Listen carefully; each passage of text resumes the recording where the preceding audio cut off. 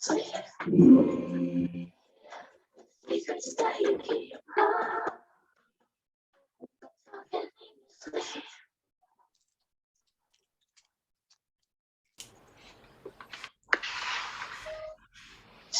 buenas noches. Les saludamos desde Lima.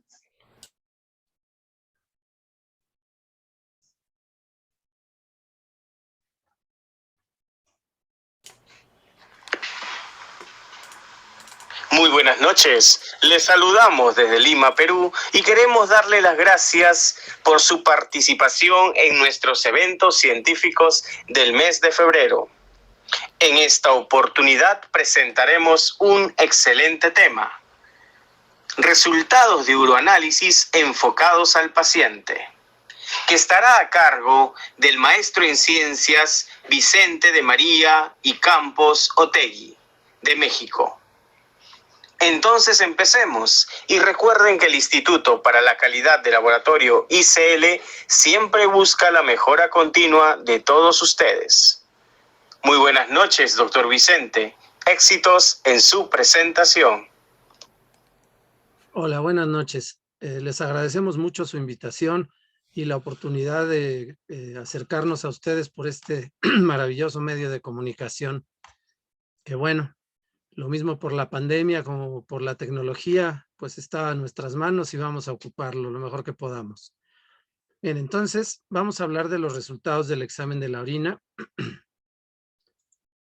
Y bueno, pues hay que tener en cuenta, empezando, que espero no les parezca demasiado obvio a los que están escuchando la conferencia, pero vamos a recordar de dónde viene para que le entendamos hacia dónde tenemos que enfocarlo. Y miren, en realidad el examen de orina como lo hacemos hoy en día, pues ya tiene algunos años, pero no tantos como aparece en muchas ocasiones en la bibliografía, que de pronto puede ser que mencionen dibujos, pinturas, códices, en los que en tiempos realmente muy antiguos había evidencia de que examinaban la orina en relación con la salud de los pacientes. Realmente, lo que nosotros hacemos parte de los nefrólogos franceses de 1830. Y bueno, no es el precio, me refiero al año. De aproximadamente la década de los años 30 de 1800, se ha ido sistematizando el examen, y esto vino de la mano de los avances en la química orgánica, en el análisis químico orgánico, y también en la resolución y el poder de los microscopios presentes. Ahí realmente podemos considerar que arranca la era moderna de los exámenes de orina.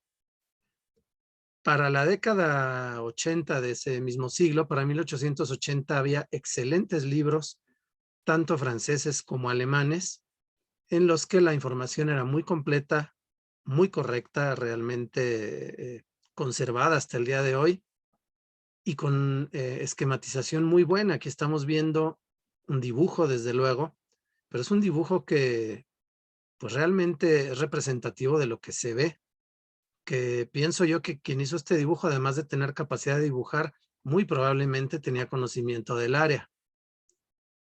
Pero bueno, después ha ocurrido conflictos, empezando el siglo de 1900, pues hubo conflictos bélicos en todo el mundo. Partiendo de esa Primera Guerra Mundial, se detuvo la comunicación en el ámbito científico de nuestra área de trabajo, y se diversificó entonces el camino y la historia de la información relacionada con el examen de la orina. De pronto, bueno, desaparecieron las traducciones al inglés de los libros de autores alemanes. De por sí, bueno, los libros en francés estaban en ese idioma, pero los libros que podemos seguir consultando de pronto se detuvieron. Y entonces, pues ha habido cambios en la historia y en el camino. Los nefrólogos en todo el mundo siguieron desarrollando la microscopía para la observación de las enfermedades propias de su especialidad. Para las últimas décadas hay un disgusto marcado y muy manifiesto en revistas de nefrología, porque los tratados de libre comercio han forzado a que los países tengan una cierta normatización, y esas normas que pues lo que pretenden es una estandarización en la forma de trabajar, con la preocupación de que si una empresa viaja a otro país, se establece. Y bueno, evidentemente le va a dar empleo a muchas personas nativas del país en el que se establece la fábrica, pero va a ser dirigida por personas del país de origen. Y entonces tienen una preocupación de pronto, si formamos en mi país, formamos parte de un tratado de libre comercio con los dos países que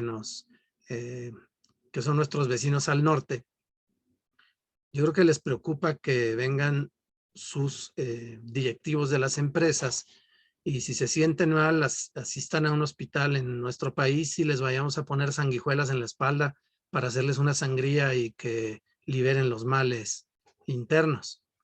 Entonces, pues nos hemos visto obligados a una normatización y a normas internacionales que certifiquemos los hospitales, los laboratorios, en la medida de lo posible, acreditemos que lo que presumimos con una certificación es cierto y realmente da buenos resultados, pero entonces el disgusto de los nefrólogos en sus propios países de origen es que les han quitado los laboratorios de uroanálisis porque los han puesto en manos del laboratorio clínico y dicen ellos que somos buenos microscopistas, pero no entendemos las enfermedades igual que ellos. Que nosotros, bueno, somos buenos microbiólogos, pero no entendemos los resultados en la orina que ellos sí entienden. Que finalmente, pues están más bien sesgados hacia su especialidad y dejan un poco de lado a la urología. Por otro lado, ¿qué sucedió en aquel momento de las guerras mundiales? Que a partir de 1940 se fue aceptando a la citología exfoliativa como un método diagnóstico útil, rápido, barato y relativamente sencillo en cuanto al procesamiento de las muestras. Que para una verdadera aceptación, aunque el doctor Papanicolaou empezó sus trabajos como por 1918, ya para una aceptación como para 1945 a 1950, pues se ha avanzado a un punto en el que citólogos y patólogos claramente muestran una actitud en la que ellos, como en esta fotografía, en este esquema, ellos solamente deciden si tiene o no tiene cáncer. Y que incluso cuando uno los consulta personalmente, les muestra fotos o alguna preparación y preguntan la edad, se asoman y dicen, no, ¿no qué, doctor? No tiene cáncer. Bueno, es que yo no le iba a preguntar si tenía cáncer, yo quería saber su opinión, a ver si tenía una infección viral o tal o cual. Entonces, bueno, ¿eso en qué ha dejado a los pacientes? Ha dejado un tremendo vacío en el cuidado de los pacientes, porque en el laboratorio clínico, pues cada vez estamos más estandarizados, tenemos automatización más moderna, más perfecta, y nos hemos preocupado por contar borreguitos saltando la cerca, como cuando quiere uno dormirse, según los cuentos. Entonces nos dedicamos a ver leucocitos saltando una cerca, pero realmente nos olvidamos de la morfología de lo demás. Además de que pues es muy cuestionable el desarrollar tecnología o métodos manuales para asegurar con un 99% de confianza que cuando en el laboratorio decimos que hay 84 leucocitos por microlitro es porque puede haber una variación de 83 a 85. Ok, eso se puede desarrollar. El problema es que sirve de muy poco, porque son muchos los factores y muy sencillos de entender, pero los factores para que observemos un número u otro número de leucocitos en esa orina y sea perfectamente cierto, son sencillos y tiene eso muy poca relación con la patología del paciente. Estamos dependiendo de cuánto líquido tomó el paciente. Si bebió mucho, bebió poco. Si esos leucocitos están atorados en mucina, término que utilizamos en forma común en el laboratorio, para designar una serie de sustancias protectoras de la vejiga, sobre todo respecto de infecciones y de litiasis, o alguna secreción que venga de alguna otra parte por ahí del aparato reproductor y se atoran los leucocitos, pues no vamos a poder contarlos, porque además no podemos establecer un promedio de donde no hay absolutamente nada a donde hay demasiado. Además de que en varias capas de leucocitos, pues no podemos contarlos, ni nosotros ni un aparato, cuando en realidad pues, tiene muy poca correlación con lo que realmente está ocurriendo con el paciente. Nosotros tenemos que hacer un trabajo e informar un resultado al cual el médico lo pueda comprender, correlacionar con todos los demás datos que tiene, con otros estudios del propio laboratorio clínico, con estudios de gabinete, y armar una respuesta para ayudar al paciente, algo que se pueda utilizar a favor del paciente. La cuestión es que nosotros pues hemos avanzado mucho en las últimas décadas, probablemente 2 o 3, porque bien, de que yo empecé a interesarme por este tema y a hablar en público y a tratar de exponerles estos temas, y que de pronto, como se ve en la foto del anuncio de esta conferencia, pues yo tenía cabello y lo tenía negro, ¿verdad? Pues resulta que les hemos convencido a los laboratorios de que no hay un solo epitelio, de que son varios epitelios, de que hay muchos cambios en ellos, de que hay cambios morfológicos. Finalmente, en los laboratorios se ha ido conociendo muchas imágenes y podemos presentar un informe de resultados enorme que al médico le cause problemas, porque pues hay que actuar sobre el paciente. Y entonces, bien, nosotros tenemos que ponernos de acuerdo que todo lo que podamos obtener, todos los datos que obtengamos nos van a ayudar a establecer en qué estado se encuentra el paciente. No es tan simple el observar una célula y saber exactamente de dónde viene ni en qué estado de salud celular se encuentra. La cuestión es que no perdamos de vista que podemos entregar un resultado que dé muy buenas reacciones, que sea muy comprensible, que está perfectamente demostrable, que en la mitad de una hoja tamaño carta podemos poner un resultado con absolutamente toda la información que se puede obtener con un examen de la orina, que no es nada más una opinión personal, que hay otros modelos de resultados como ese que cabe en media hoja carta en todo el mundo, pero que bueno, sí implica que tenemos que tener bien claras las ideas y ponernos de acuerdo en qué es lo que vamos a informar. Que es un examen extremadamente interesante, porque miren, desde luego que necesitamos entender un poco de la química del organismo y de las células, porque de esa química va a depender la morfología. Las moléculas comunican a las células y les llevan a ciertos comportamientos, a expresar síntesis de algunas proteínas, a tener cambios morfológicos o a decidir que la célula se muere, que sigue adelante o que se adapta al medio ambiente. Y eso pues va a depender de cómo está la fisiología del órgano en el que se encuentra esa célula. Porque bueno, bien, hoy vamos a hablar del uroanálisis, pero en el laboratorio clínico observamos células en varias muestras y de las cuales pues francamente tendríamos que tener una idea clara de cuál es su morfología y por cuáles cambios fisiológicos pudiera llegar a modificarse. Ahora, esa morfología de células sueltas en las muestras debe de representar lo que está ocurriendo en los tejidos. Es mejor si tenemos una idea de cómo es la histología de ese órgano o de ese tejido, y de pronto pues nos vamos a encontrar con células provenientes de la sangre, porque esas células pues tienen que ver con las respuestas del organismo para cuidarnos de lo que es ajeno o de lo que está sucediendo dentro de nuestro propio organismo y no nos es conveniente, como algún cambio de comportamiento en nuestras células que pudiera llegar a desarrollar un tumor. Y desde luego que todos ellos tienen una clara relación con la microbiología, con los microorganismos con los que convivimos todo el tiempo, dependemos de algunos de ellos, pero otros nos pueden hacer daño. Entonces, bueno, es un examen realmente muy completo. Para dar buenos resultados, es mejor que tengamos en mente las correlaciones de todo esto que sucede ahí, porque el objetivo son los pacientes, pues en su justa medida. Ok, entonces vamos a requerir de datos.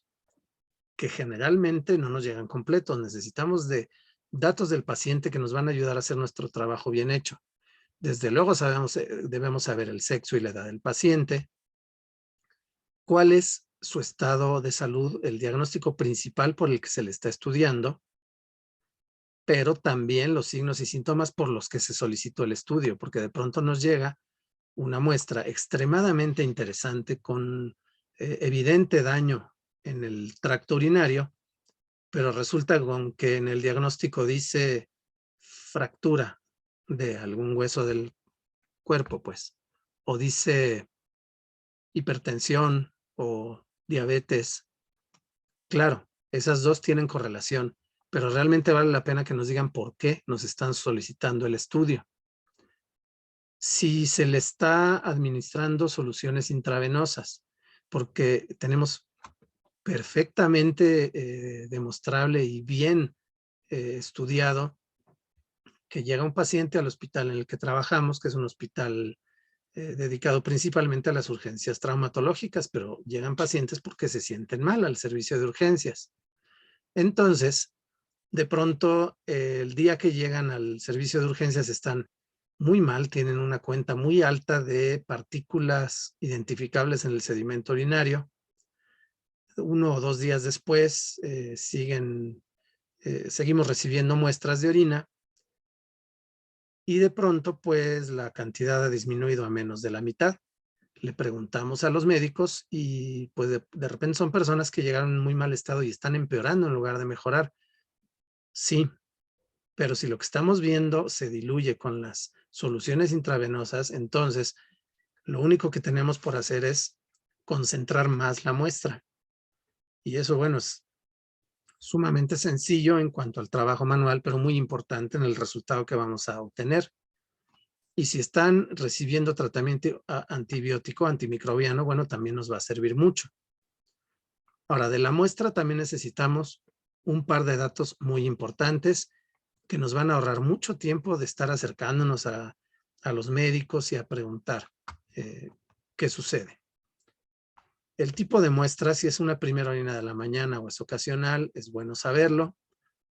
Hay una difusión generalizada desde hace muchos años de que la primera orina de la mañana es la mejor, pero la primera orina de la mañana tiene muchas células deterioradas porque llevan muchas horas flotando allí suspendidas en la orina y están muy deterioradas.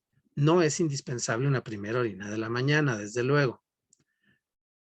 Y si fue una micción espontánea o está obtenida con una sonda, realmente sí es mucho más importante que el otro dato, porque dependiendo la celularidad que estamos observando, si fue la muestra obtenida por sonda, entonces no tiene ningún significado, simplemente la sonda arrancó a su paso esas células, pero si es micción espontánea, entonces hay que interpretar por qué están ahí, y eso quizá vaya a significar buscar por qué están ahí. Ahora bien, respecto de la edad, pues miren, por aquí en el dibujo de fondo es que podemos obtener muestras de todas estas opciones, y va a haber observaciones que sean muy importantes en unos, menos importantes en otros, que sean normales en unos y anormales en otros. Si de pronto vemos un sedimento urinario que tiene todas las capas del epitelio transicional y alguna que otra célula renal por ahí, y es un recién nacido, el encontrar las células no es un problema. Nacemos con una cierta inmadurez en los epitelios del tracto urinario y es común que descamen los bebés, los recién nacidos, descamen células de epitelio plano, transicional y renal. Lo que sí es muy importante es que estemos a la vigilancia de que no tenga infecciones, que no anden por ahí las bacterias, porque esas bacterias sobre un epitelio inmaduro sí pueden causar estragos para el futuro. Ahora pensemos en un hombre mayor. Ahí se invierte la situación. Si estamos viendo muchas células transicionales que, pues, desde luego, se verían ya con algunos cambios morfológicos, y no hay microorganismos o cristales o algo que en términos generales nos indique por qué se está descamando en exceso un epitelio que casi no se suele ver ahí, entonces es mucho más preocupante porque puede ser por causas de sustancias tóxicas con las que ha tenido contacto por una cantidad de años, porque en términos generales el carcinoma de vejiga es una enfermedad profesional, es un problema causado por el contacto con determinadas sustancias tóxicas en forma crónica. Entonces, bueno, ahí podemos ir a los extremos fácilmente. Y bien, vamos llegando al tema. Vamos a revisar entonces de los resultados que se incluyen en un examen de la orina y vamos a ver un vistazo de qué los afecta y cómo sería recomendable entonces informarlo en una forma muy concreta, pero muy completa. Esto que les estamos presentando está definitivamente apoyado en los lineamientos que hay en todo el mundo. Hay lineamientos que son específicos de un país, de otro país, países que pues sabemos que tienen un desarrollo ya de muchos años y con muchos avances en este tema, o de lineamientos internacionales. Entonces, empecemos por el examen macroscópico, en donde lo mejor es que el color sea descriptivo. Si la orina se ve verde, pues verde. Porque de pronto en la historia ha habido clasificaciones del color de la orina por números que finalmente pueden llegar a causar confusiones. Si uno no recuerda qué significa uno u otro número. O bueno, hay veces que uno está viendo, pues da un cierto tono, pero no lo veo bien como para ponerle el 3, le pongo el 2, no existe el 2.5. Bien, entonces, por cierto, el frasco de orina que estamos viendo es real y tenía Pseudomonas aeruginosa.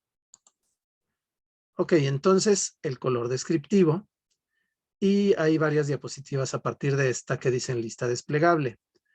Sería opciones que podemos escribir que son rutinarias, o si tuviéramos un sistema informático para laboratorio, lo que pudieran incluir en las listas desplegables para seleccionarlo y trabajar rápidamente sin escribir mucho. Entonces, los colores normales son el amarillo y el paja. Es decir, el color de la paja viene en varias bibliografías, no es una locura personal. Las orinas incoloras también existen, a veces por la ingesta de líquido o en muchas ocasiones entre pacientes diabéticos. Y bueno, podemos colocar anaranjado, ámbar, si ustedes quieren agregar algún color y les facilite la información y el flujo del trabajo. En cuanto al aspecto, bueno, definitivamente pues hay que centrarlo en transparente, ligeramente turbio o turbio. Y aquí pudiéramos llegar a incluir observaciones como cuando de pronto hay precipitación de sales amorfas, de esos uratos que son de color rosa o fosfatos que son blancos como talco y que le dan turbidez a la orina, que lo pudiera llegar a observar el paciente, se lo comunique al médico, pero que realmente no tienen mucha importancia clínica, porque pues se ha demostrado que son sales que se precipitan cuando la muestra se enfría fuera del paciente, que no existen a temperatura corporal, a temperatura fisiológica, y que entonces, bueno, no tienen mayor relación ni con alguna patología, porque la orina es un medio normal, natural de eliminar ese tipo de sustancias, y porque no van a causar molestias internas. Pero para evitar una discrepancia entre lo que el paciente refiere, doctor, es que mi orina está muy turbia, y nosotros informemos que no tiene nada, es aquí donde se pudiera poner el comentario de turbidez por presencia de sales amorfas.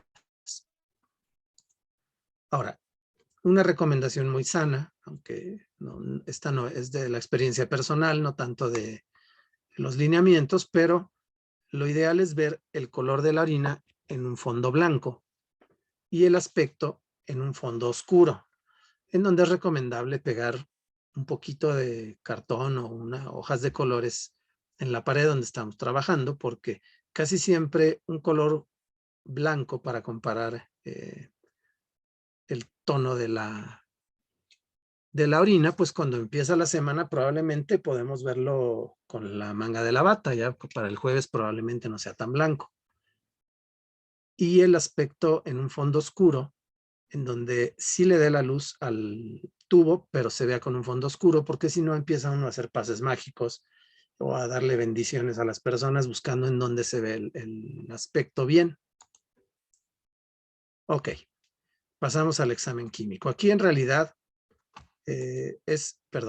regreso, es muy sencillo porque aquí el consejo es el de informar esos resultados que da la talla reactiva semi-cuantitativos, que bien, desde luego que no es semi-cuantitativos, no es sinónimo de resultados de poca validez, pero sí informarse en números, todo lo que podamos informar en concentraciones. Por ejemplo, hay tallas reactivas que tienen en la escala de resultados valores de cetonas muy bajos.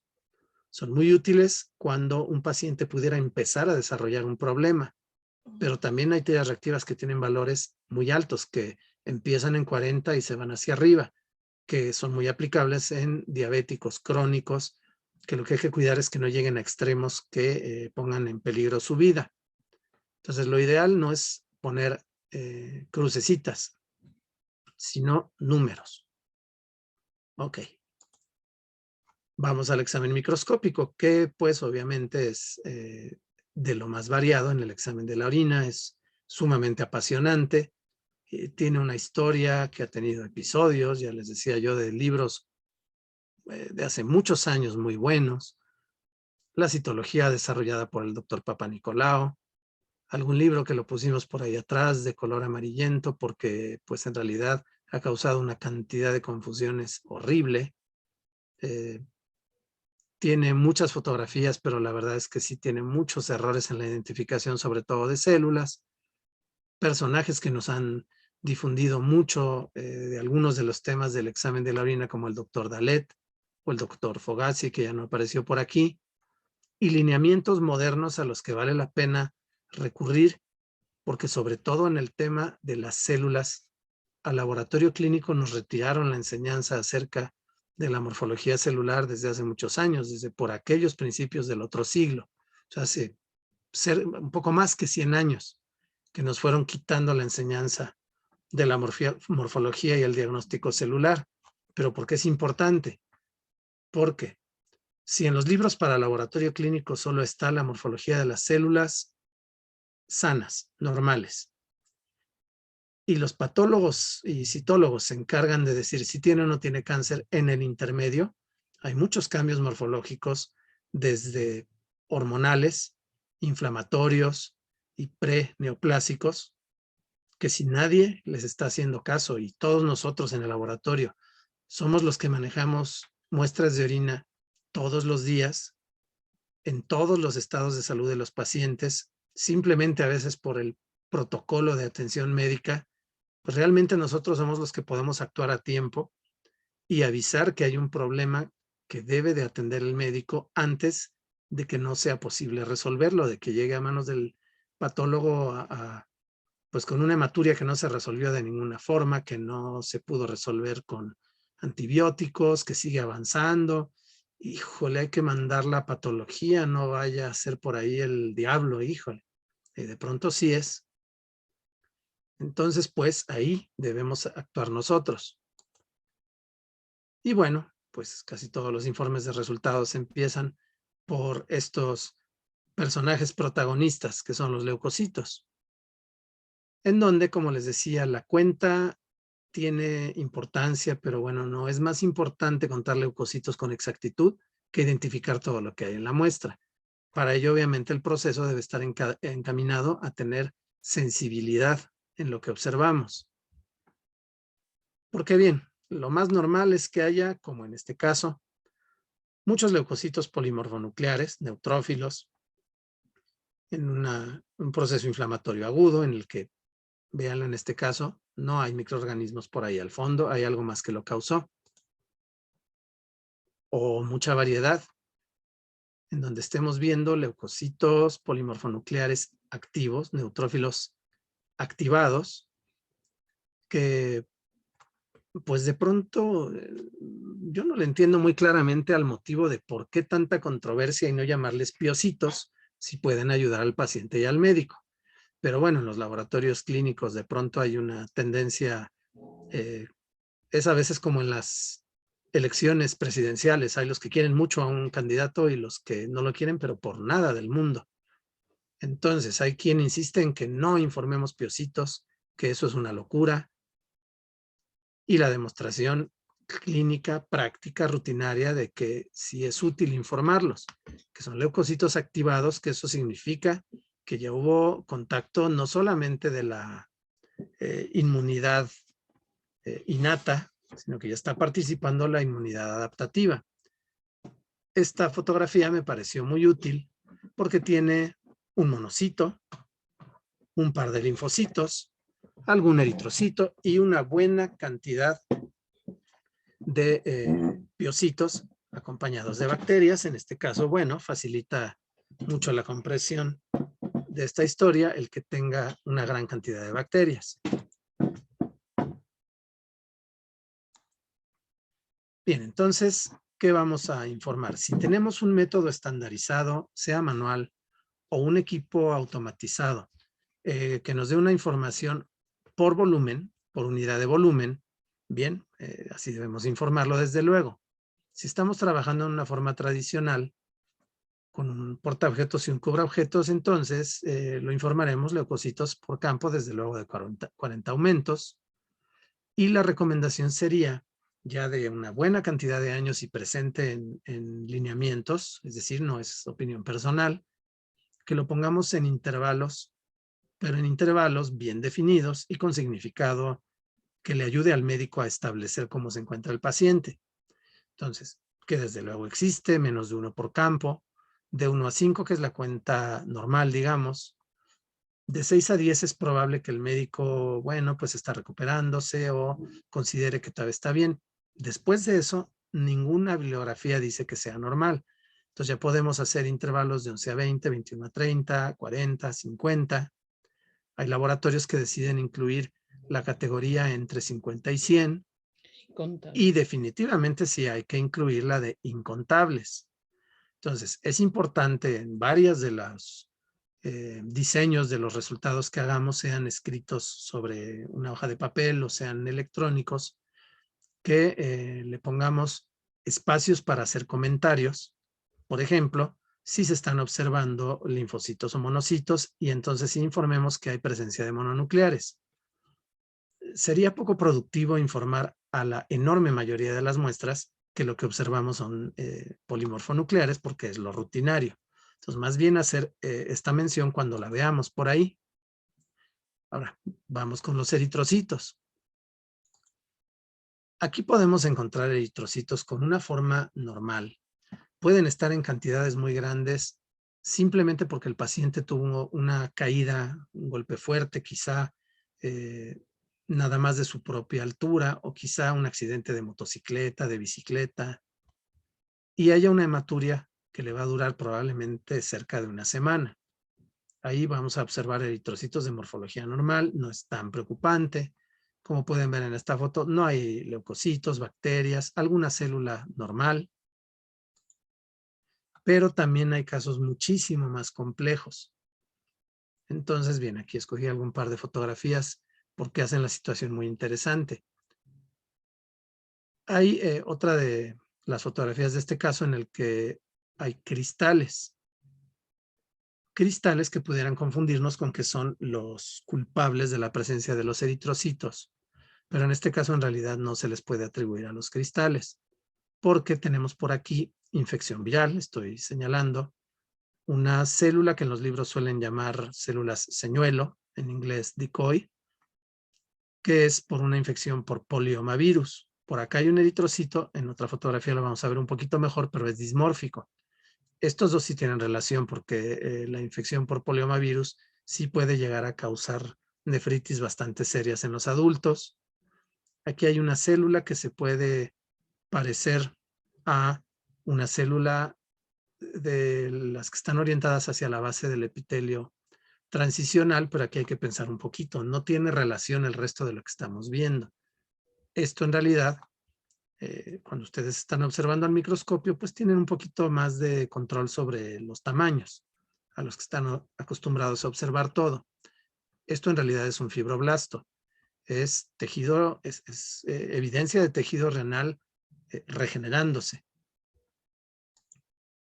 Porque bien, los eritrocitos dismórficos tienen formas anormales porque han pasado forzados por capilares glomerulares dañados, con un cierto nivel de daño en el que los eritrocitos ya salen forzados y al pasar por la membrana basal que sostiene por un lado al endotelio y por el otro lado los podocitos, que tienen una carga eléctrica negativa muy intensa, afecta al citoesqueleto del eritrocito y este se deforma, pero por eso son deformaciones bien conocidas y bien definidas, que podemos verlos con pequeñas barbitas, con espículas que salen por fuera, con esa perforación, que son en todo caso pues los más leves,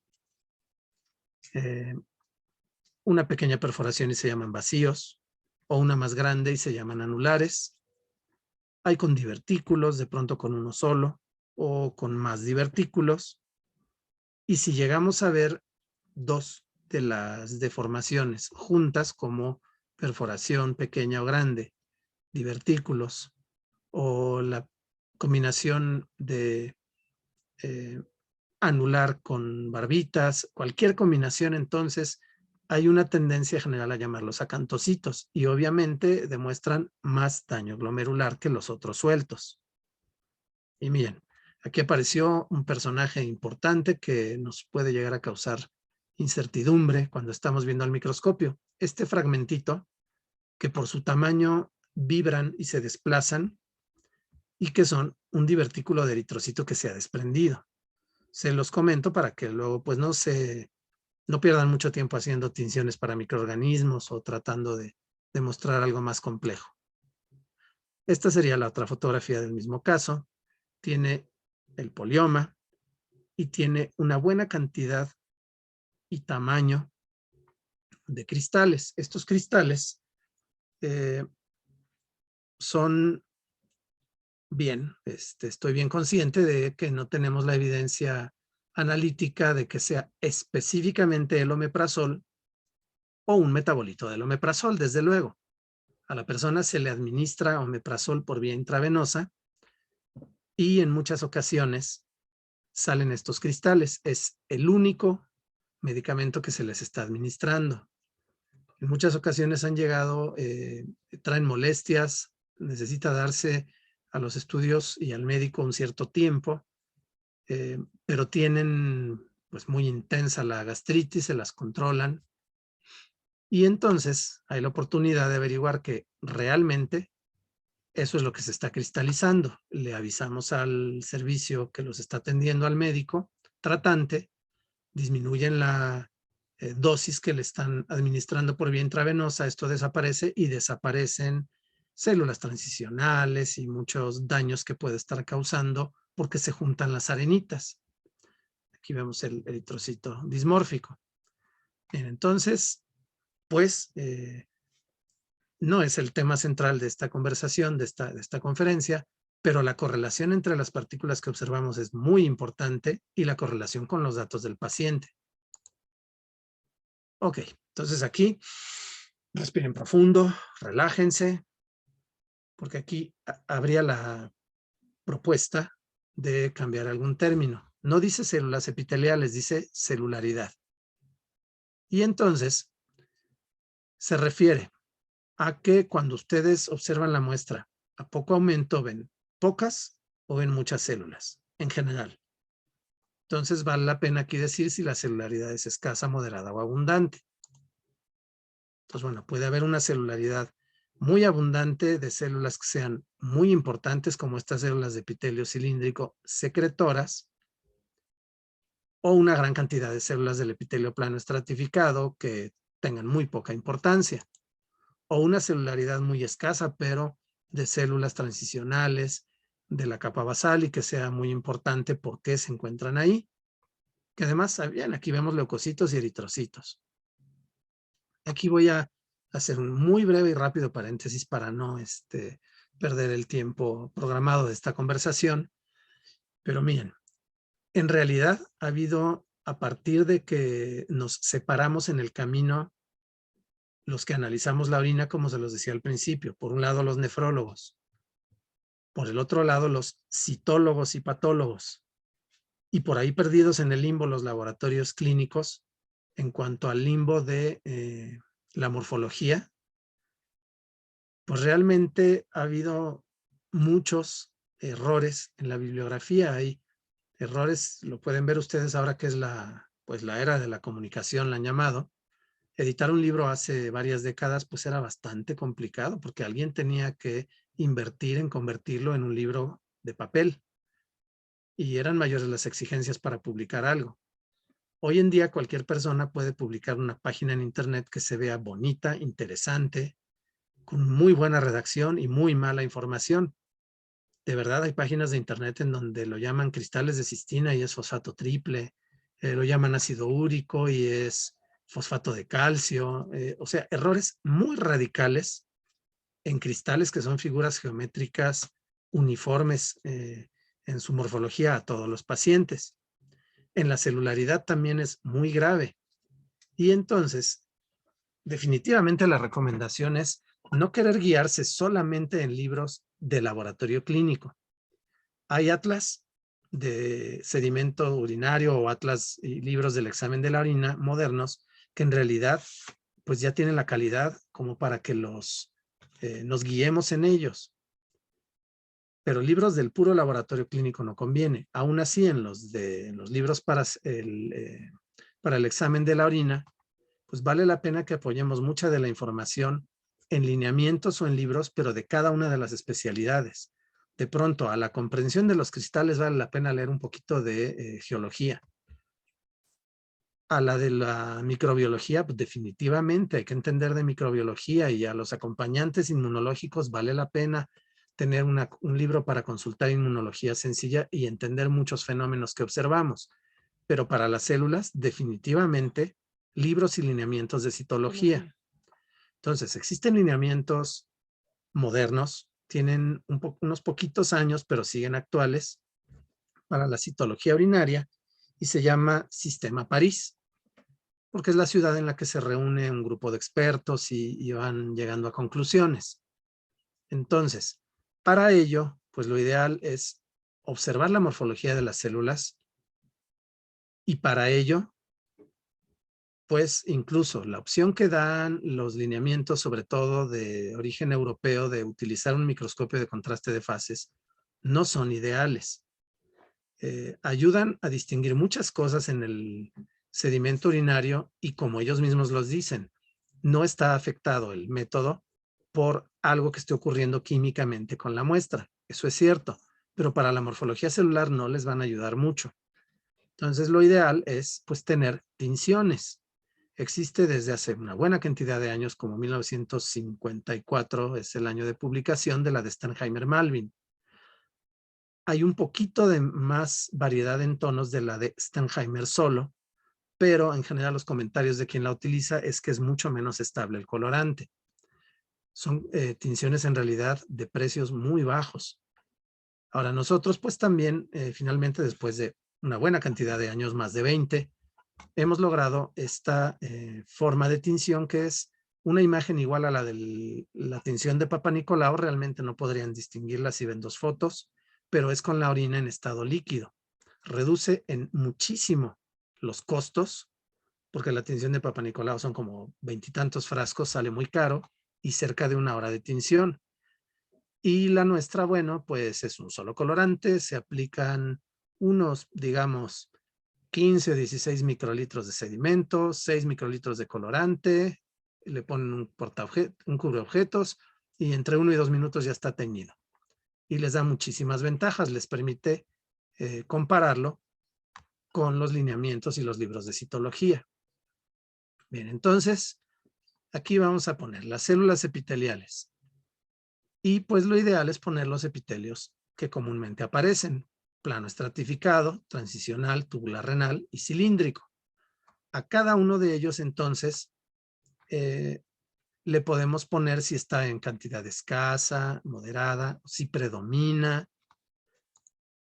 Y de pronto, bueno, puede ser que predomine el plano estratificado, que haya abundante transicional, probablemente en renal. Lo repetí la palabra, en renal podría decir escaso.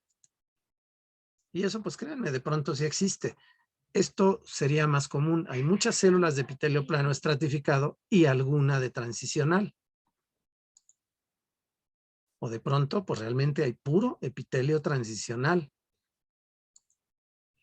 Bien, entonces, si ven ustedes, me regreso a las letras. Con este espacio y muy poquito esfuerzo, ustedes pueden incluir todas las posibles combinaciones en cualquier muestra, saludable o enferma, porque le ponen, predomina uno, escaso el otro, pueden poner en muy poquito espacio la información.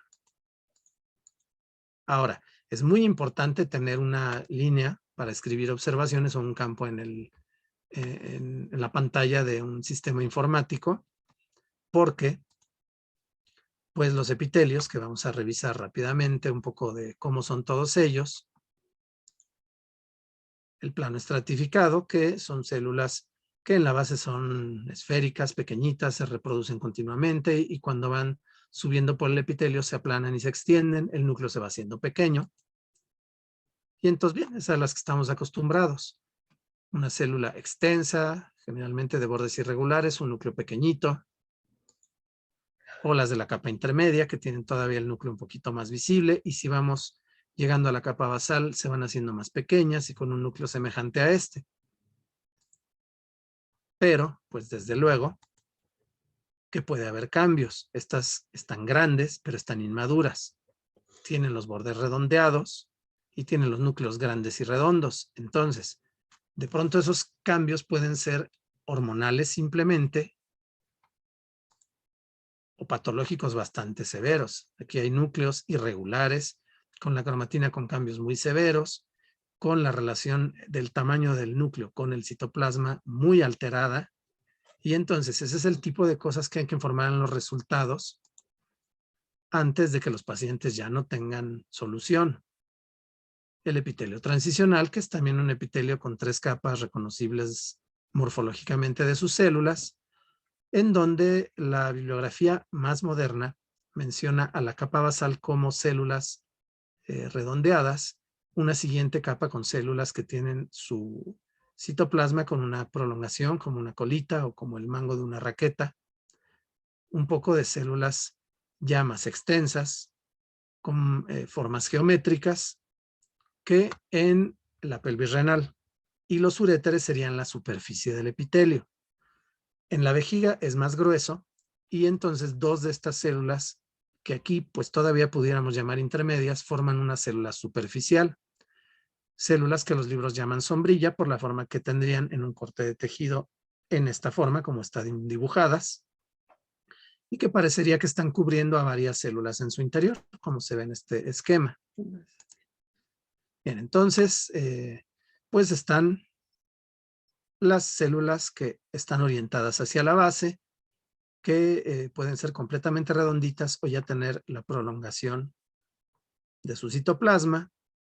Luego las que llamaríamos intermedias, que son ya poligonales de lados rectos y más largos con un solo núcleo, y las de la superficie con 2 núcleos. Las características de sus núcleos son muy importantes, son núcleos redondos con la membrana nuclear bastante notoria y con el nucleolo visible. Ahora, estas pueden tener cambios morfológicos muy severos que son identificables muy probablemente antes de una neoplasia que no tenga solución.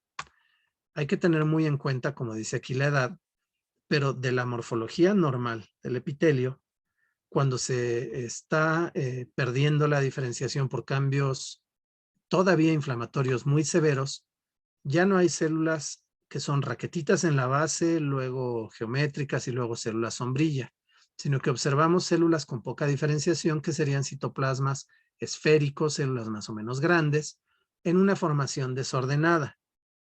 A partir de ahí se puede desarrollar entonces ya una hiperplasia, que serían formaciones como racimos de uvas que salen de la superficie y que serían las lesiones neoplásicas de menor agresividad o de menor riesgo para el paciente.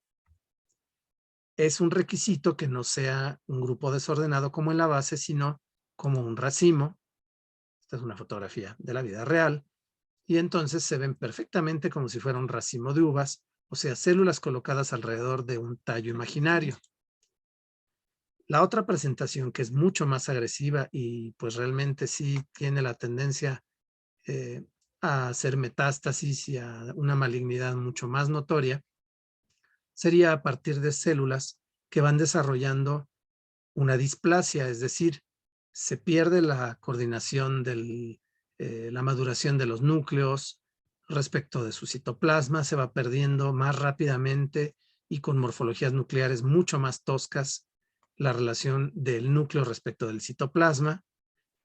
Y bueno, son más invasores, tienen fundamentos moleculares distintos, las alteraciones moleculares o las mutaciones en unos y otros son completamente distintas, pero bueno, hay que tratar de prevenir los dos y acerca de los dos podríamos dar información muy útil en el laboratorio clínico antes de que no haya salvación.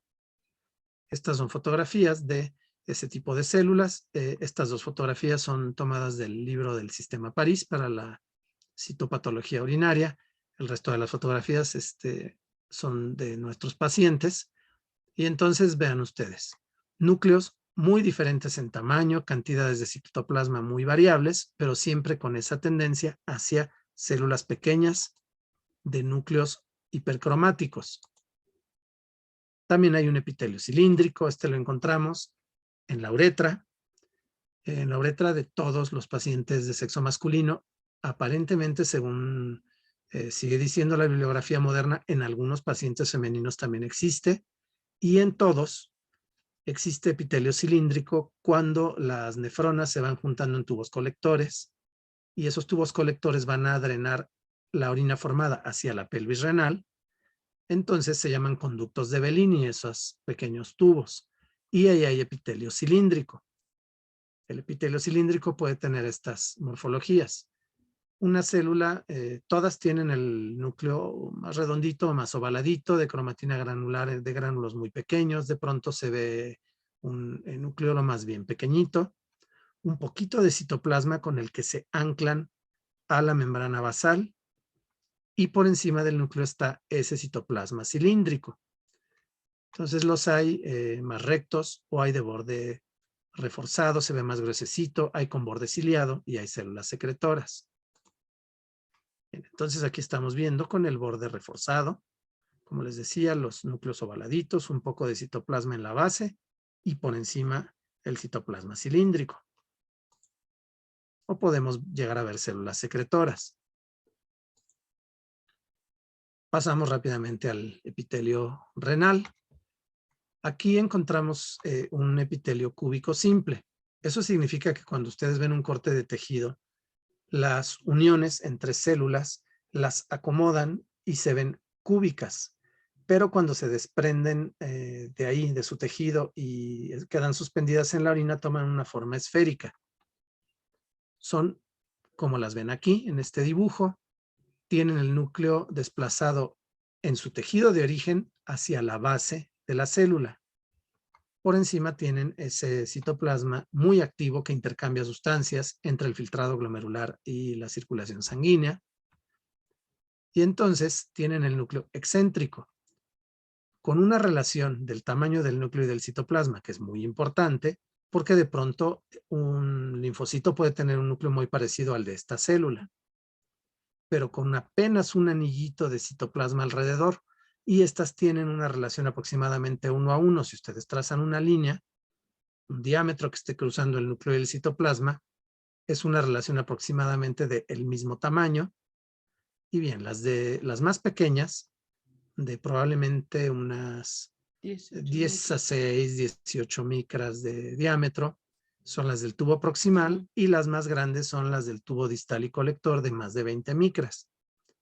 Y como les mencionaba, en los conductos de Bellini hacia la salida hay epitelio cilíndrico. Entonces bien, aquí hay tinción de Stenheimer-Malvin, aquí hay una célula renal, un poquito más grande que los leucocitos, un linfocito con ese pequeñito citoplasma que rodea al núcleo, y en lo normal hay bacterias y hay leucocitos polimorfonucleares que nos ayudan a ubicar los tamaños. Con la tinción tipo Papa Nicolau, nuevamente una célula de los tubos renales, una gran cantidad de levaduras por ahí. Y bien, aquí también hay alteraciones morfológicas visibles.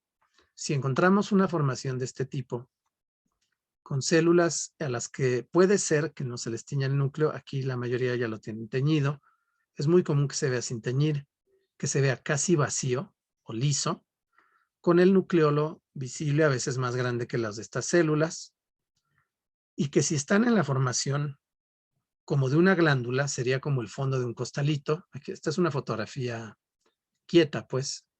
Entonces yo enfoqué las células de la superficie que dejaban ver muy bien cómo estaba circular, pero ahí se ven desenfocadas. Ustedes pueden mover el enfoque y ver todas las capas de células. Es como el fondo de un costal, porque las glándulas en términos generales son esferitas o son tubulares.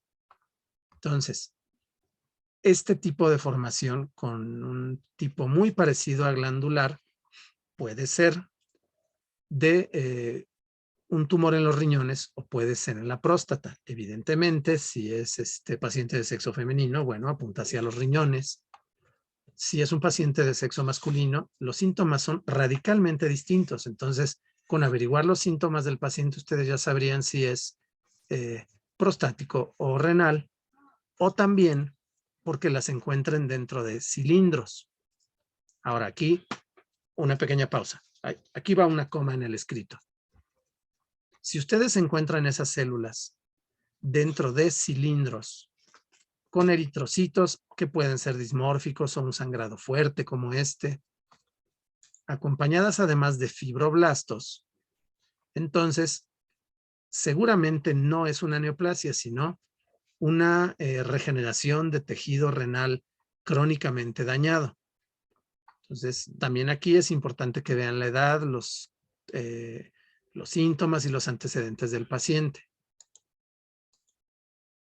Ahora, es muy probable que ustedes observen muerte celular, imágenes de muerte celular en muchos exámenes de orina. Aquí puse una, pues muy fácil de observar y muy radical porque hay una célula que está entrando a otra y esa a otra. Esto que se llama emperipolesis en la biología celular y canibalismo entre los patólogos, lo puse como uno solo de los ejemplos de varias muertes celulares que se pueden observar en la orina. Esta además tiene una vesiculita saliendo por aquí por un lado y este leucocito también, y este también, que son otros tipos de muerte que se llama piroptosis y que entonces, recordando, las muertes celulares no las informaríamos en los resultados. Son datos que nos sirven a nosotros a buscar quién, qué las causó o qué tipo de problema tiene el paciente. Obviamente hay que correlacionar, como ya los dijimos, datos clínicos, edad y todo lo que veamos, o a veces nos ayudan a buscar algo que es lo que está causando esto. Pero bien, esto no consideren ponerlo en los resultados, aunque se vean los resultados muy emocionantes, pero pues van a confundir al médico, no se gana mucho porque además hay muchas causas para causar un solo tipo de muerte celular. No son tan específicas las muertes celulares. Bien, podemos encontrar microorganismos, las bacterias y las levaduras son lo más común. Necesitamos ahí tener en donde poner comentarios como que son cocos en cadena, bacilos adheridos sobre las células. Aquí miren, esta foto nos gustó porque tiene cadenas de cocos en pares fuera de las células y bacilos adheridos a las células. Eso nos puede ayudar a identificar de pronto lactobacilos. Podemos encontrar Gardnerella vaginalis y bueno, encontraríamos células clave, como esta de la derecha, que tiene un biofilm de Gardnerella, pivotela y algunas especies más. Cambios inflamatorios, como este núcleo. Y la prueba de KOH al 10% positiva, que se puede hacer en la propia orina. Y nos ayudaría entonces, por eso pusimos el pescadito echado a perder, por el tremendo aroma que da la prueba del KOH en la orina. Y lo pueden informar como Gardnerella.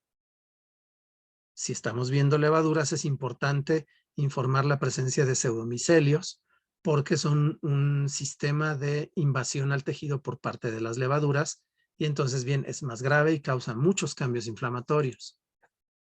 Podemos encontrar virus, por ejemplo, virus del papiloma humano, estos son coilocitos, en un paciente de sexo masculino. Esta fotografía es de un libro de citología para mostrar cómo es la morfología. Son células del epitelio plano estratificado de las capas superiores, que pueden tener 1 o 2 núcleos, pero tienen una zona perinuclear clara, extremadamente grande y delimitada por una línea bien notoria. No es una locura de nuestro laboratorio. Estos vienen mencionados en los lineamientos japoneses que para uroanálisis son los más recientes que hay y tienen muy buena calidad. Y este era un paciente de sexo masculino. Desde luego que para encontrar el virus del papiloma humano o clamidia trachomatis en un paciente de sexo masculino, pues hay que recurrir al primer chorro de orina, no al chorro medio. También podemos encontrar polioma, que ya lo vimos más atrás, herpes, si ven células multinucleadas con núcleos que no se enciman unos en otros y una cierta inclusión dentro del núcleo, le pueden decir al paciente, no te me acerpes. O es ese de dime con quién andas y te diré quién herpes.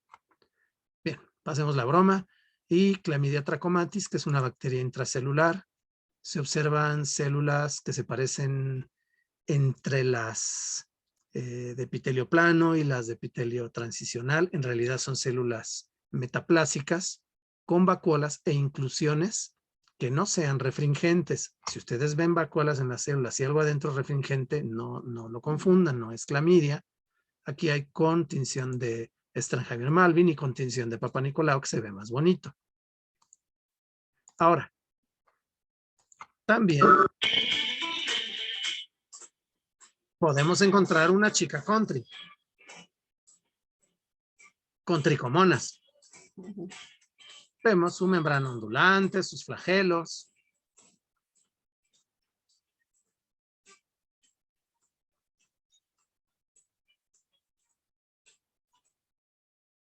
Podemos encontrar Balantidium vivos, es el tipo de microorganismos protozoarios que nos conviene verlos vivos. Aquí vemos todos sus cilios con los que tiene su locomoción.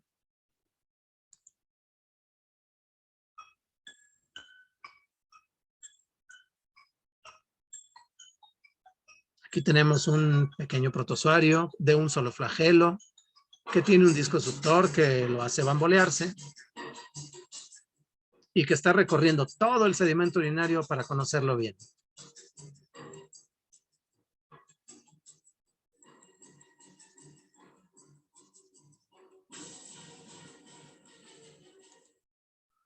Es un trofozoito de Chilomastix mesnili. Vemos que además tiene levaduras. Sí, en efecto es una contaminación, pero es prudente informarlo, porque de pronto pues sería más de esperarse en muestras de orina de pacientes de sexo femenino, quizá con algo de obesidad y quizá de personas mayores de edad, pero en realidad el Balantidium era de un paciente de sexo masculino y bastante joven. Entonces, bien, sí vale la pena informarlos. Hemos encontrado repetidamente en varias partes de nuestro país y hemos visto reportes de otros lados. Pero bueno, hay parasitólogos que nos dicen que son realmente de vida libre, que no es estercoralis. Hay quien nos dice que sí. Desde luego que hay que informarlo. Y por lo visto viven bien dentro de la vejiga.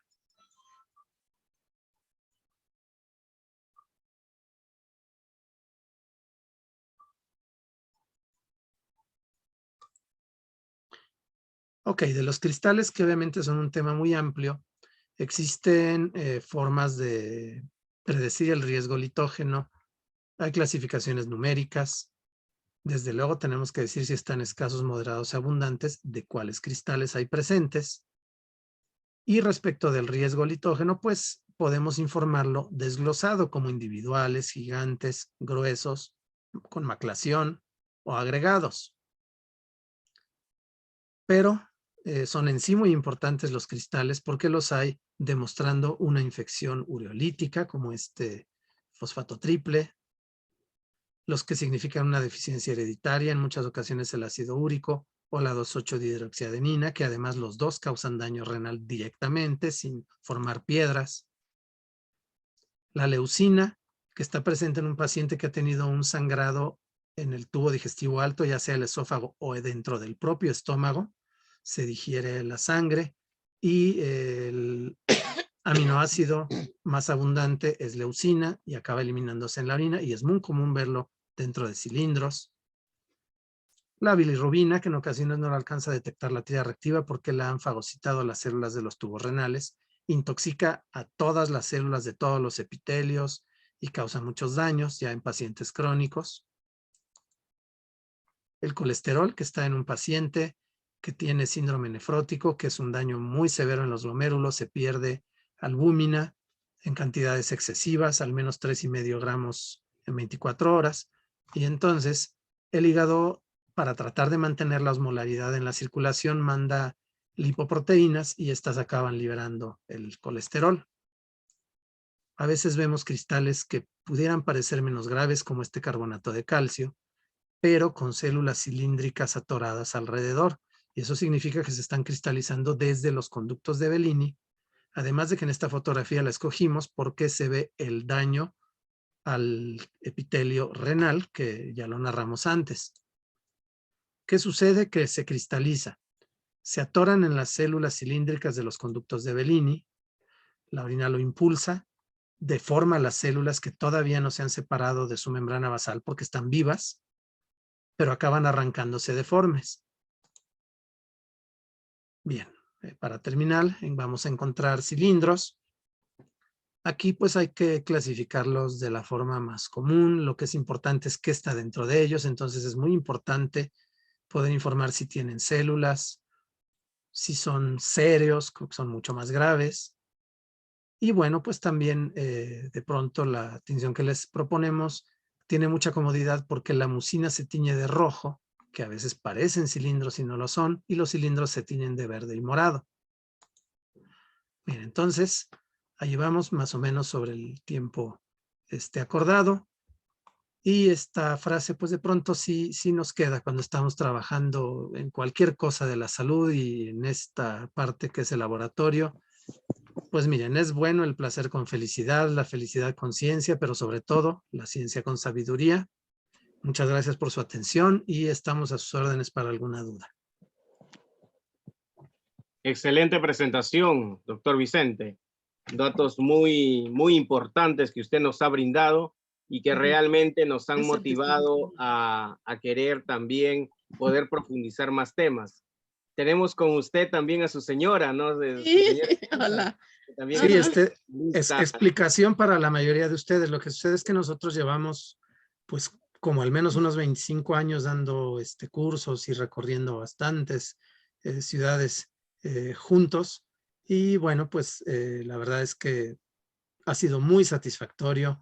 Yo nunca creí que fuera a durar tantos años esto, pero en realidad, pues creo que sigue creciendo. Entonces, bien, pues ojalá podamos seguir viéndonos en más ocasiones. Adelante, claro que sí. Enrique. Tenemos algunas preguntas, por favor. Y con gusto también toma la palabra su señora, que es una experta también en urianálisis como usted.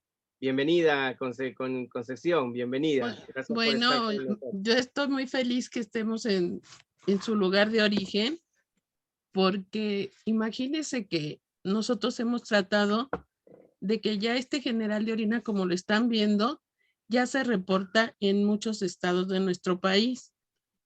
Imagínense qué bonito sería que también en su país la gente ya reportara de este tipo su general de orina. Hace muchos años una química nos dijo, oye, ¿y quién te avala todo eso? ¿Cómo es?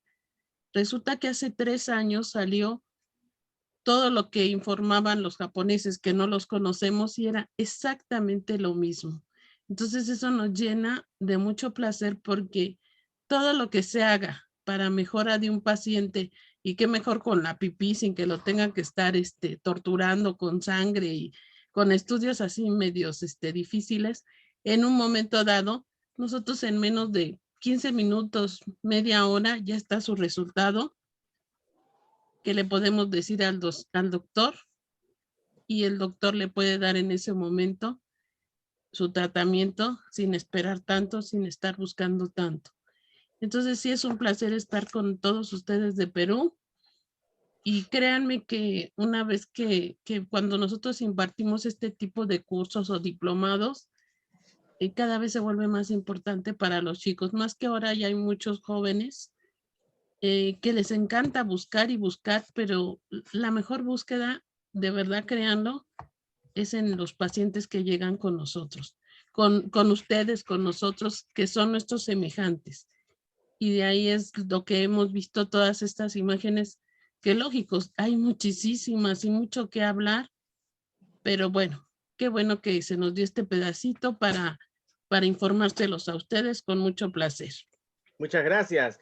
Comunicarles que hemos tenido más de 300 participantes en línea de toda América Latina, no solamente de acá de Perú. Hemos tenido participantes de Bolivia. Bienvenido a Bolivia, bienvenido a Ecuador, México, muchos seguidores de ustedes, alumnos que los reconocen como grandes maestros. Bueno, vamos a las preguntas entonces. Gracias, gracias. Saludos a los otros países, saludos. Claro que sí. ¿Existe bibliografía sobre la separación histórica del estudio de citología urinaria sobre reporte? Miren, yo tengo un artículo por ahí, es decir, bien localizado en la computadora. Tengo un artículo que habla de la historia del examen de la orina, que es muy útil, y en determinado momento ya habla de ello como un hecho. Yo les puedo platicar acerca de cómo se juntan las dos historias, porque yo estudié la especialidad de citología exfoliativa después de estudiar la licenciatura. La licenciatura, como se llama en uno y otro país, pero para trabajar en un laboratorio clínico. En nuestro caso se llama químico. De hecho, a mí me decían mis hermanos que yo era químico desde antes de estudiar porque no tenía mucho de físico. Ni modo, ¿verdad? Pero bueno, yo estudié citología exfoliativa y yo llegué a trabajar en eso al hospital. Entonces, bueno, me es muy fácil leyendo la historia del examen de la orina el reconocer que se separaron los nefrólogos, eso lo dice bastante claramente, y en dónde entra la historia, que en ese artículo de la historia lo menciona ya la historia moderna, actual. Pero en realidad, pues sí podemos compartírselos. Excelente, doctor. Excelente. Sería cuestión de compartirlo con ustedes, con el instituto, y ustedes pues ahí lo ponen a disposición de los participantes. Les iba a decir muchachos. Bueno, les iba a decir muchachos, pero a veces son jóvenes como nosotros. Claro que sí. Doctor Concepción, tenemos otra pregunta. ¿Podrían explicar el procedimiento para obtener celularidad en orina? Es decir, nos referimos a que no le pongan simplemente células epiteliales, 2 puntos y una línea pequeña, que era como eran nuestros resultados de hace varios años. Nos referimos a que la celularidad, cuando ustedes se asoman al sedimento urinario, ¿ven mucho en células o ven poquito? Desde luego que tiene que haber el capítulo en el que lo describan minuciosamente. Lo que pasa que el hecho de ver células del epitelio plano o estratificado, células transicionales o renales, le está diciendo al doctor de dónde se está desprendiendo esas células, si de la uretra o de la vejiga, de los uréteres o del riñón.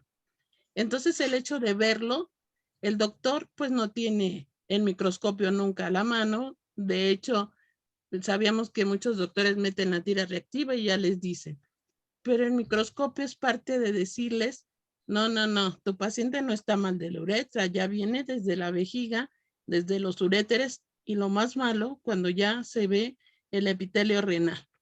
Entonces, es ahí donde nosotros podemos decir que es donde dividimos los epitelios para mejor información al médico. Y como procedimiento como tal, no vaya a ser que le estemos contestando lo que no quería preguntar. Bueno, en realidad es la preparación de todos los sedimentos urinarios. En lo que vale la pena tomar en cuenta, nosotros lo fuimos experimentando por la experiencia de la vida diaria y por tratar de implementar un control de calidad interno sobre cuenta de partículas e imágenes, pero la norma europea y varias que se desprenden de ella dicen que resuspendamos el sedimento después de la centrifugación en 1 mililitro, pero en realidad llega a ser mucho, se llega a dispersar tanto que no vemos toda la variedad de imágenes. Entonces, en el de los japoneses dice 200 microlitros. Y sería eso, obtener los 200 microlitros, tomar de ahí un volumen definido fijo siempre de orina para poner en el portaobjetos. Y si es posible, pues mejor teñirlas, como se los decíamos. Es mejor teñirlas y poder ver la morfología que solamente utilizar el contraste de fases, porque realmente no da la posibilidad de interpretar las características morfológicas que vienen en un libro que describa la patología celular. Adelante, pues. Correcto. Gracias. Alexander Ventura Tello nos dice, muy buenas noches, excelente ponencia. Mi pregunta es, ¿se reporta hematíes en general o se debe reportar crenocitos, hematíes fantasma, etcétera? Bien, va rapidito. Informamos si es posible con un método estandarizado por volumen, o si lo vamos a informar como venía ahí propuesto, que está en más de una norma o de un lineamiento, por intervalos, y después haríamos el comentario de si es una orina hipotónica que se verían llenos de agua como esferas, una hipertónica que se verían los crenocitos, o si hay algún cambio en la morfología y reportaríamos los dismórficos. Pero sí, en realidad reportaríamos las dos cosas: la semicuantificación o cuantificación y la morfología. Lo que pasa que en observación sí es bueno decirles, independientemente de estarlos contando, de verlos, si son hipotónicos o si son crenocitos o hipertónicos, y los normales pues los dejamos así, ya entran en la cuenta. Ya si vemos dismórficos, ese sí es por porcentaje y tener mucho cuidado. Eso sí, hay que saberlos de verdad. Eso sí que tenemos que tener a alguien que nos diga, porque es muy importante que los dismórficos realmente sean dismórficos para el recuento. Y ese sí es por porcentaje. Otra pregunta, En su experiencia, tenemos otra pregunta de Cid Carlos Echevarría. En su experiencia, ¿la presencia de espermatozoides se debe reportar tanto en varones como mujeres? Esa ha sido una pregunta de los muchos años que llevamos interesándonos por esto, pero pues finalmente se va afinando la respuesta. Miren, les voy a mencionar rapidísimo. Hay una ocasión en la que dimos un curso presencial cuando todavía era lo común, lo normal, y tuvimos una cantidad de alumnos que eran en la especialidad médica de patología clínica, que no sé si se llama igual en todos lados, pero en nuestro país significa un médico que se va a dedicar al laboratorio clínico y es una especialidad ya de médicos titulados. Entonces, Correcto. nos dio la confianza comentarlo con ellos, que además venían de la patología clínica del sistema militar de nuestro país, que hemos de aclararles que es muy confiable, es de mucha calidad la preparación de los médicos en el medio militar, y nos dieron confianza. ¿Qué opinaban? Entonces ellos, después de discutirlo un poquito entre ellos, nos dijeron, miren, estamos considerablemente sorprendidos de qué detalles ven ustedes en un sedimento urinario. Y la respuesta es esta: sí deberían informar absolutamente todo lo que ven, pero la idea es que la respuesta vaya del laboratorio al médico tratante y que se evitara pasar por las manos del paciente, porque eso causa muchos conflictos. Y es que la presencia de los espermatozoides, que sí hay que informar, es variable en los significados. Si es una mujer adulta, bueno, pues se podría considerar una contaminación porque de pronto aportó proteínas y nos haga una confusión con la tira reactiva. Si es de un hombre joven con una vida reproductiva, que por más que le dijimos que se portara bien, pues la oportunidad la estaba esperando y no la perdió, bueno, ok, también. Pero en ambos casos lo más seguro es que vean ustedes grupos de espermatozoides, de a no muchos, y así aglutinados. Si los ven sueltos y en una cantidad muy elevada, es muy probable que sea un paciente de una edad mediana, adulto, masculino, que parece una espermatobioscopía aquello, y sea una eyaculación retrógrada. Puede ser desde mediano de edad y ser una buena causa de que no pueda ser papá porque hay una desviación ahí neurológica. También es muy frecuente en pacientes diabéticos crónicos. La otra sería, pues ya en el extremo de los problemas legales, que sea una niña, considerando que una niña sería, pues, legalmente por debajo de la edad legal en cada país. Para nosotros son 18 años. Que aunque el concepto virgen haya cambiado bastante al paso de los años y cada vez sea a una edad más joven, pero técnica y legalmente, pues sí tiene significado. Ahora, también hay pacientes masculinos en el extremo superior de la edad, en el que es importante informarlo, además de la presencia de las células que los acompañan, que muchas veces viene con células prostáticas o de los conductos, pero también en pacientes de varias edades, masculinos, que se ven espermatozoides sueltos, quizá no en tanta cantidad como la eyaculación retrógrada, pero que sí significan que tiene un problema neurológico y que los está expulsando sin líquido prostático. Entonces, bueno, como en todos los temas del sedimento urinario, tiene una buena cantidad de rinconcitos que hay que tomar en cuenta. Perfecto, Adelante. doctor. Yumar Gambés nos dice, ¿es necesario reportar citólisis bacteriana por campo, cruces o porcentaje? ¿Cuál es su recomendación? Mire, referente a lo de la citólisis es todo un tema, porque resulta que en las del epitelio plano se pueden adherir las bacterias. En todas las células se pueden adherir. Para reportar una citólisis bacteriana tiene que tener varios requisitos. Primero que nada, las bacterias filamentosas. Número 2, se los van a mostrar que tenga y buscarles sobre todo que haya células transicionales. Biofilm, y hay veces que cuando ya sabemos ver el general de orina bien, encontrar autofagia. Entonces, cuando ya realmente ya podemos reportar la citólisis bacteriana. Lo demás se llama biofilm. Miren, estas bacterias adheridas en epitelio plano estratificado no debemos de llamarlo así. Lo de citólisis bacteriana, como tal, el término citólisis bacteriana es término que le pusieron colegas de este tema, profesores, el doctor Samuel Treviño y el maestro Ángel Flores, amigos que, pues, por medio de cualquiera de ustedes les hagamos llegar un saludo, porque en general en la bibliografía lo que describen es la vida intracelular de la Escherichia coli, y lo llaman, los artículos dicen Escherichia coli uropatógena, pero el fenómeno como tal no tiene un nombre.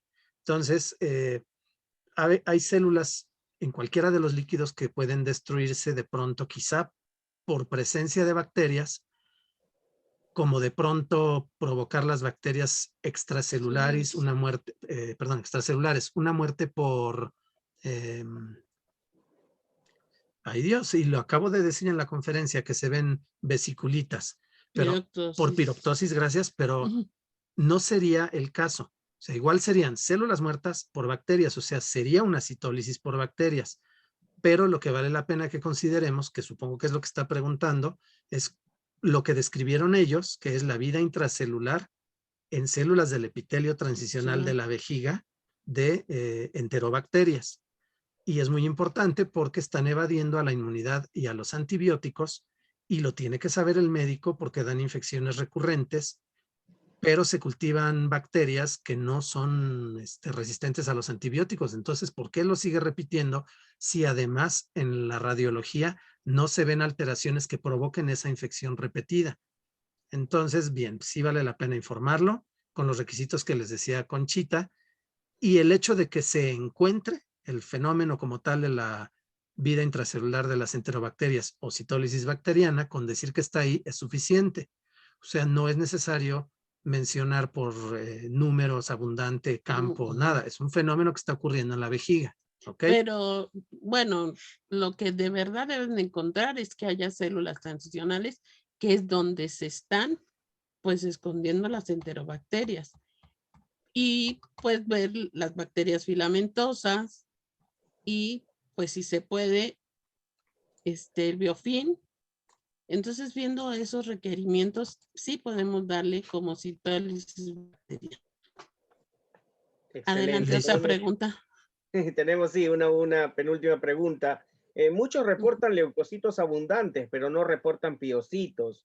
Olga Lidia Mendoza también nos dice, ¿qué bibliografía nos recomendaría para la utilidad clínica de reportar piocitos? Ya que hay muchos autores que mencionan que no tiene utilidad clínica, ya que solo los polimorfonucleares o mononucleares y macrófagos se deben reportar. ¿Cuál es su opinión, por favor?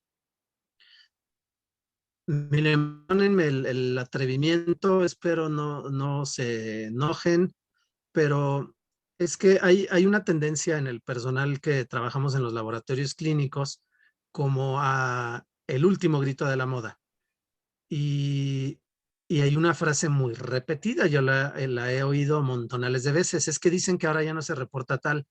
Entonces, miren, no se dejen llevar tanto por las modas. La cuestión es que uno vaya experimentando en la vida diaria que lo que le informan o lo que va leyendo le va coincidiendo con lo que encuentra, que vaya correlacionando. Siempre hay que escuchar las conferencias o leer los textos con el criterio encendido.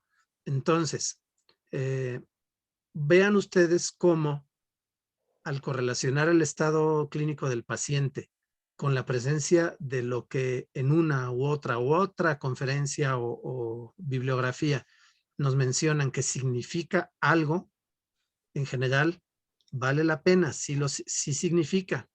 Entonces, en la cuenta de los leucocitos, yo les insisto que puede variar muchísimo por la ingesta de líquidos, sea por vía oral o sea por vía intravenosa. Bajarnos la cuenta y entonces lo que estamos observando pareciera no tener importancia.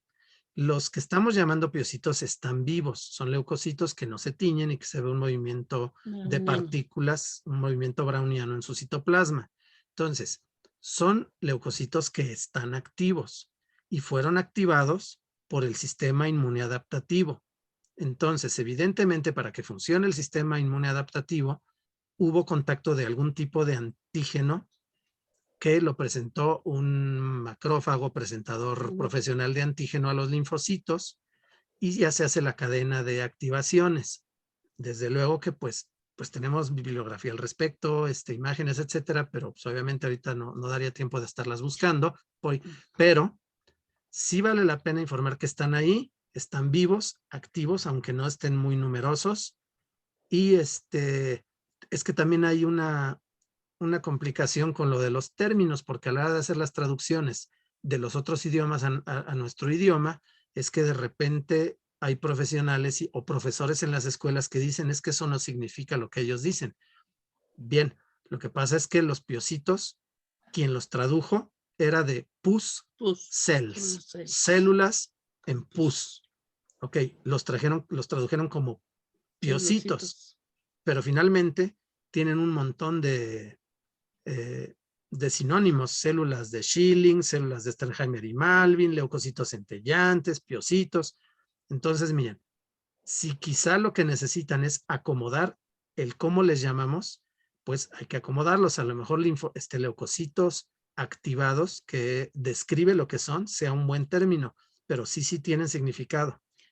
Resulta que hay veces que la orina llega y es completamente blanquecina. Realmente al montar nosotros el sedimento, lo único que vemos es todos los leucocitos están en forma de piocitos, porque son leucocitos. Entonces, ¿qué ponemos? Leucocitos incontables y piocitos incontables. Resulta que en el trabajo de bacteriología, a la hora de ver un sedimento y el doctor me dice, oye, me lo están reportando negativo, pero tiene temperatura, sigue mal del riñón. Si yo veo en ese sedimento 2 o 3 piocitos, 2 o 3 o 4 piocitos, inmediatamente me doy a la tarea de reproducir qué bacteria es la que está lastimando el tracto urinario. Entonces me pongo a trabajar para enriquecer ese medio de orina y a fin de cuentas realmente aparece la bacteria que está molestando, pero los piocitos fueron los que me indicaron que todavía no se erradicaba esa infección. Sí son importantes porque de verdad cuando vean una orina completamente es pura pus, a la hora de ver en el sedimento lo que vemos realmente son puros piocitos. Entonces, sí son significativos que no dejan de ser leucocitos, pero quiere decir que están activos y que están preparados pues como un medio de defensa, pero realmente, y quien quiere ver los piocitos va a ver realmente si son neutrófilos, si es leucocitos, porque se ven perfectamente los piocitos, sus partículas de brownianas, pero se ven muy bien. Y Ahora, son leucocitos. lo de las otras historias de que son leucocitos que fagocitaron bacterias y las están atacando con sus lisosomas, no, eso se puede comprobar muy fácil. Además, piocitos pueden observarlos ustedes en sedimento urinario, en líquidos de derrame y en circulación sanguínea. Si les pareció una verdadera locura, experimentenlo. Existen. O sea, no hay pierde, es bien fácil.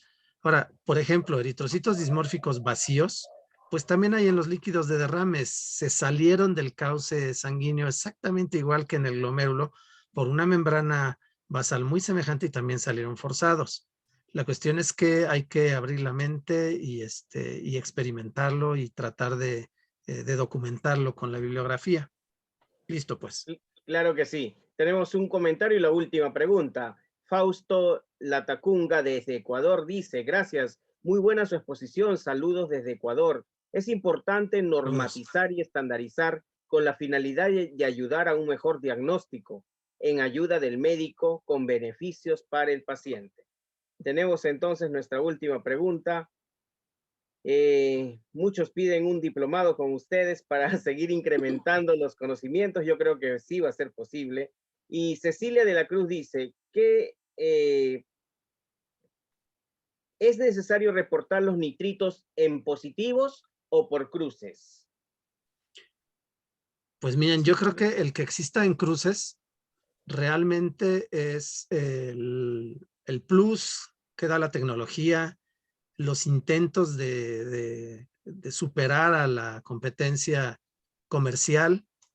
Pero bueno, el hecho de que los nitritos hayan salido positivos son, lo iba a decir en un tono de broma, lo que pasa es que a mí, bueno, si tenemos el enorme honor y placer de poder compartir un diplomado con ustedes, ya se irán dando más cuenta, pero se me salen las bromas de repente. Yo les iba a decir, es un milagro de la naturaleza, porque primero, tiene la cuenta de bacterias suficiente, que son capaces de desdoblar los nitratos, que comió vegetales verdes, que estuvo más de 4 horas en la vejiga, es un milagro. La verdad es que los nitritos no son una prueba muy vital. Hay una enorme cantidad de infecciones en las que no se cumpla alguna de esas 4 condiciones y el paciente está infectado. Pero lo de reportar nada más que están presentes o las cruces, pues realmente no es muy importante porque está en función no solo, como quizá se sienta en el ambiente, del número de bacterias, sino también del sustrato de nitratos que tuvieron tal vez pocas bacterias para producir nitritos. Ahora, se supone que la prueba la calibraron los fabricantes para que detecte más de 100,000 unidades formadoras de colonia por mililitro. Entonces, pues no, la respuesta es que eso es como competencia entre tiras reactivas. Realmente con decir que están ahí es suficiente. Lo que pasa es que si sale positivo hay que poner positivo, pero recordemos las pruebas bioquímicas, no todas las bacterias dan nitritos positivos. Entonces ya con poner positivo quiere decir pues que por ahí andan algunas bacterias que hacen ese desdoblamiento. Ya sería cuestión de hacer el cultivo para reconocer qué enterobacteria o qué está haciendo, qué clase de bacteria es la que está dando unos nitritos positivos. Ok. Excelente. Entonces, bueno, muchísimas gracias. Sabemos que ustedes han realizado diversas pruebas, incluso láminas que nos han presentado que han generado mucha novedad en los participantes acerca de las coloraciones, ¿no? Específicamente. Y quizás esa sería la última pregunta, abusando de su confianza. ¿Qué coloraciones han utilizado en las láminas que nos han presentado? Porque muchos se han quedado con la curiosidad, con el saber de estas excelentes imágenes que nos han presentado en su exposición, por favor. Mire, nos quedamos sorprendidos porque por años, siempre ha existido el colorante de Malvin, siempre, desde 1950. Pero no sé por qué no lo usan muchos. Es una maravilla porque da esas clases de tinciones que realmente sí es supravital. ¿Por qué?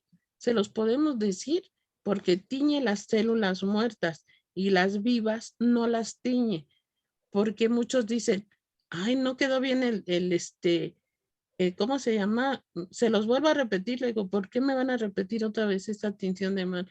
Es que se ven unas que están coloreadas y otras no, sobre todo los piocitos. Por eso es una prueba que es supravital. Tiñe las células muertas, pero las vivas no. Tiene la particularidad de que marca perfectamente los contornos de la célula, el núcleo y el nucleolo. Y pues realmente aquí en México es un colorante terriblemente barato porque puede durar, se mantiene por años muy estable. Entonces, ahora hay un colorante que sí se tardó 23 años, Vicente, en sacarlo, Bien. que sale mejor, ¿eh? Bien, lo que sucedió con la mayor parte de las fotos, que es una tinción como la de Papá Nicolau, es que, bueno, yo trabajaba en el laboratorio de patología interpretando citológicos. Cuando pasé al laboratorio clínico y veía alteraciones muy severas en las células y se las llevaba a los patólogos, me decían, no, pues, o sea, está muy interesante el caso, pero la tengo que teñir con Papá Nicolau porque es la tinción de referencia. Y eso dicen los lineamientos, las normas. Es decir, no es crítica a los patólogos. Entonces, hay un problema en las muestras que vienen las células suspendidas en agua, como la orina y los líquidos de derrame, no en una secreción mucosa como el cérvico vaginal y el de expectoración. Las células se resecan y se deforman mucho y se caen las células de la laminilla en la tinción tradicional de Papá Nicolau.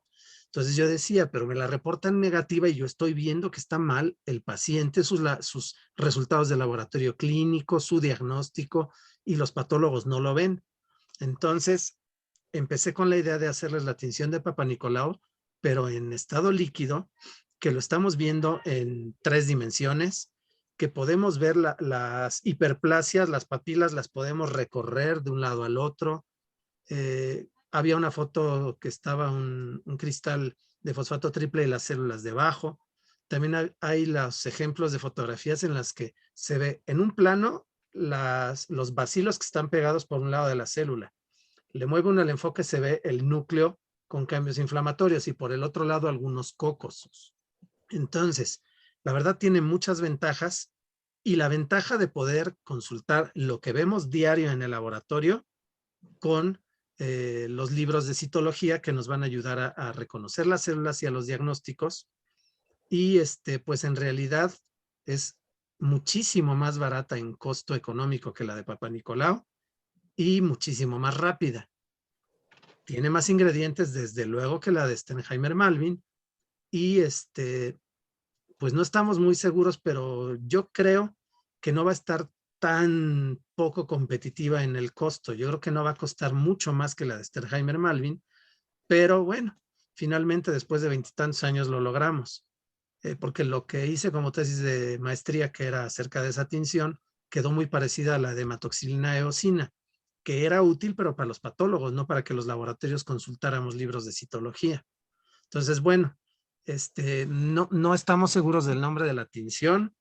No sé si ponerle, bueno, a los que nos llamamos Vicente en este país nos llaman Chente, entonces no sé si ponerle Chente Nicolau, Papachente, o un nombre descriptivo como, un nombre sencillo descriptivo como tinción citológica para sedimento urinario tipo Papá Nicolau en fresco. No, ¿verdad? Está un poquito largo. Entonces, bien, es la tinción que desarrollamos y que pues esperamos pronto poder poner a su disposición. Excelente, entonces. Y también va a estar muy pronto a la disposición de un libro que va a sacar el doctor Vicente en este año o a principios del próximo año, un libro que va a estar disponible para la adquisición de todos ustedes. ¿Qué nos pueden hablar de este proyecto muy interesante? Sí, dentro de las duras lecciones que ha sido la pandemia del COVID, pues la verdad es que llevaban más años diciéndome, ándale, haz un libro. Y yo les decía, sí, y luego, al de repente vernos tan cerca de pronto no poder hacer lo que queremos, evidentemente ya nos enfermamos de COVID, estuvo duro. Y y pues ante la elección sí dijimos, sí, yo mismo dije, híjole, no, ya acomodé el lugar, tengo que apurarme, estoy trabajándole muy duro y de veras que allá las fuerzas superiores, como cada quien lo quiera llamar, sí le he pedido que me deje ver el libro terminado, pero yo pienso que como a medio año. Está trabajando después de muchos años, así, marchas forzadas, porque la pandemia nos dejó algo muy importante, que muchos libros lo dicen y mucha metafísica y todo, y que vivamos el ahora, porque hay mucha gente que vive y se espera mucho del futuro, pero el futuro es ahorita, porque de verdad ahorita lo vimos con la pandemia, que para muchos ya no llegó el futuro. Entonces, lo que tengamos que hacer, lo tenemos que hacer ahora.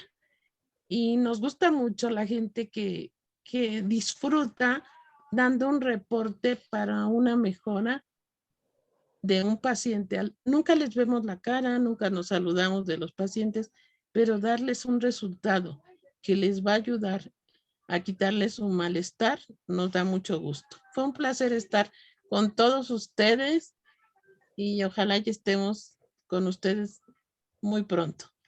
Claro que Gracias. sí, muchos Muchas gracias. saludos desde mí, de Miriam Barrio, Florcita Vega de Morelos, María Los Ángeles Duque de Colombia, Fernando Marín desde la Ensenada, Omar Martínez, Arturo Álvarez de México, Rosana Valer de Perú, José Baeza, Karen Gómez de Durango y muchísimos más de 300 participantes.